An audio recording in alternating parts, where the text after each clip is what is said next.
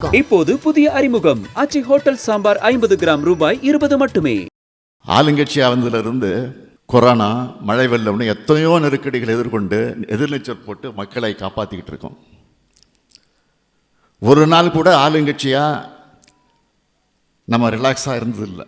எவ்வளவு நெருக்கடியில் ஆட்சிக்கு வந்தோம். 10 ஆண்டு அதிமுக ஆட்சியோட இருட்டிலிருந்து மீட்டெடுப்பதை நமக்கு பெரிய சவாலாக இருந்துச்சு. அதையெல்லாம் சமாளித்து தமிழ்நாட்டை முன்னேற்றிக்கிட்டு இருக்கிறோம். கொடுத்த வாக்குறுதிகளை நிறைவேற்றிக்கிட்டு இருக்கோம். இன்னொரு பக்கம் தமிழ்நாட்டை எப்படியெல்லாம் பின்னுக்கு தள்ளலாம்னு யோசித்து எல்லா வகையிலும் நெருக்கடி தர பாஜகவை சமாளிக்கிறோம். வெறும் தமிழ்நாட்டோட நம்ம எல்லையை சுருக்குகிற மாநில கட்சியில் திமுக.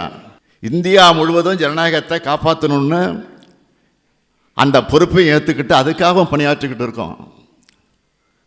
இப்படி கடந்த 3 ஆண்டுகளாக ஓயாமல் உழைக்கிற நமக்கு உற்சாகம் தருவது எது? தொடர் வெற்றிகள் தான். அந்த வெற்றிக்கு காரணம் தமிழ்நாட்டு மக்களும் நம்முடைய கூட்டணி கட்சி தோழர்களும் தான். 2019 கூட்டணியாக சேர்ந்தோம். கொள்கை கூட்டணியாக சேர்ந்தோம்.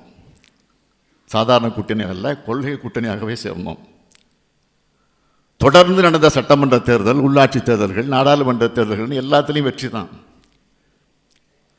இந்த வெற்றிகள் மூலமாக என்ன செய்கிறோம்? நாடு, நாட்டு மக்கள், நாட்டினுடைய பன்முகத்தன்மை, நம் மொழி, பண்பாடு, மதச்சார்பின்மை இவற்றை பாதுகாக்கும் அரசியலமைப்பு சட்டம்,